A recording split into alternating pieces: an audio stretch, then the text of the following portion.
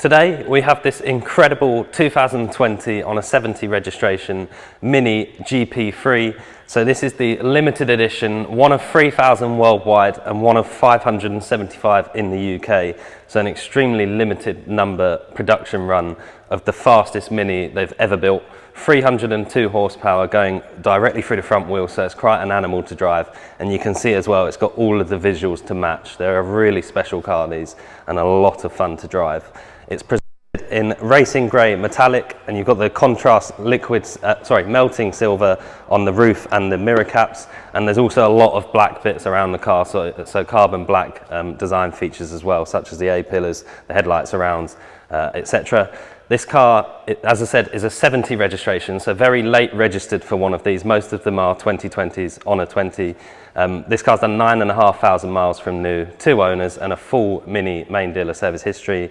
And it has got the touring pack, which is the only cost option available on these when they were new, but it gives you the Navigation Plus system, so the 8.8-inch touchscreen navigation system with wireless Apple CarPlay, wireless phone charger, dual zone air conditioning and heated seats. They're the bits of the touring pack which are quite important. It makes it usable every day on the road as an everyday car. But starting around the front, you'll see, as I touched on, all of the sort of vents, the badges, the headlight surrounds, the grille surrounds are all in gloss black. And then being a GP Mini, you've got this super aggressive design. So these huge scoops on the front bumper here, all in the GP red, and these extra sort of flicks down the bottom of the bumper there. LED headlights with the Mini's infamous sort of circle LED daytime running light. They're a really good light, those. And then coming around the side, one of my favourite features of these GP3s is this carbon fibre reinforced plastic wheel arch extensions you get. And they're printed from factory with the number this car is. So this car's 1,591 of the 3,000, so almost halfway through the production run. And these are unrepeatable in terms of you cannot buy these second-hand with the number printed on them, and they're not a sticker, they are actually printed on. So it's quite nice for those to still be the original ones there.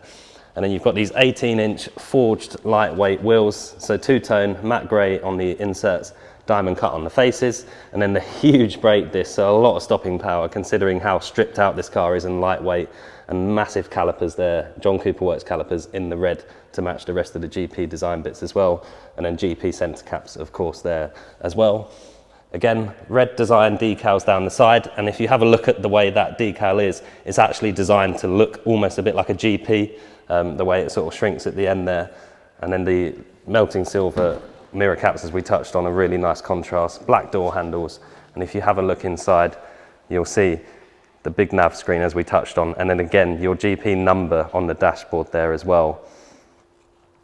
Multi-function steering wheel with a contrast red stitching, and these awesome bucket style seats, GP bucket style seats, really comfortable seats with the fabric on the inserts.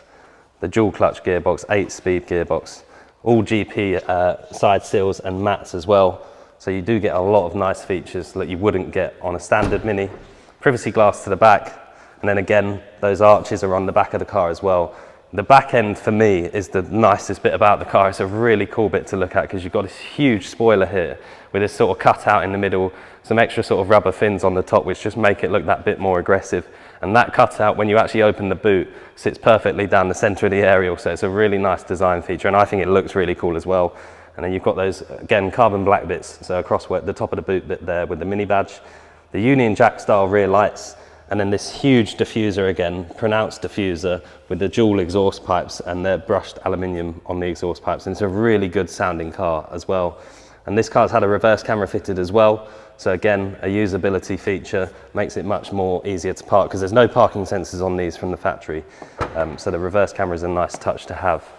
And then obviously no rear seats in these, completely stripped out, so tons and tons of luggage space considering it is a Mini at the end of the day. And then you've got that sort of cross beam across the centre of the car there for strengthening of the body, and it's just a cool feature because it's almost racing inspired. Well, it is racing inspired there as well, so you're never going to struggle for luggage space. And then if we come around the driver's side, I'll jump in the car now and we'll talk you through some of the features on the inside of the car as well. So still got electric windows and electrically adjustable door mirrors there as well.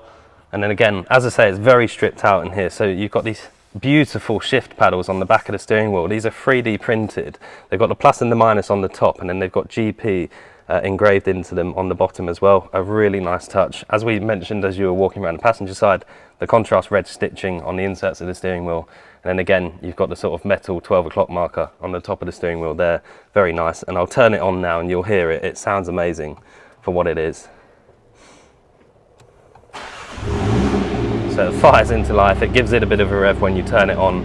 And it's just an awesome place to sit and an awesome noise that it makes as well. You've got this newer sort of mini generation digital display here. So you've got your speed in the centre and your rev counter on one side, fuel gauge on the other side, and all of your sort of lights, etc., warning lights, etc., are all on there for as and when you need to see anything. And then over here, as we touched on at the start, this 8.8-inch touchscreen nav system. So you can see it's very responsive and it's a very big nav screen. And if I pop the car into reverse, it's a full screen reversing camera as well with the guidelines there very nicely. And then again, you've got this beautiful design around the outside of the nav screen, and that goes with the throttle. So when you're accelerating, that will light up red the further round that you're going or the you're going. Dual zone climate control, so part of that touring pack that we mentioned at the start, and the heated seats down here as well for driver and passenger, heated rear screens, etc. And then again, that dual clutch gearbox, which is a really quick gearbox in these. It's a very fast car. It shouldn't be underestimated at all for what they are. Incredibly capable. And then under the centre armrest here, a wireless phone charger in there as well, so you can pop your phone in whilst you're driving along. And I'll just switch it off and we'll jump outside and summarise this awesome car for you. So as we touched on at the start, 2 owners from new, one of just 575 in the UK, so a bit like the GP1s and the GP2s are starting to do now. No doubt in the future these will be worth a lot of money. An extremely limited run car. One of the better looking hot hatches on the road in my opinion. They're all finished in this racing grey with the melting silver contrast, so you can't pick and choose the options. They all look the same, but all obviously with the unique numbers on the wheel arches, so you can tell them apart. My name's Ben. I hope the video's helped, and thank you very much for watching.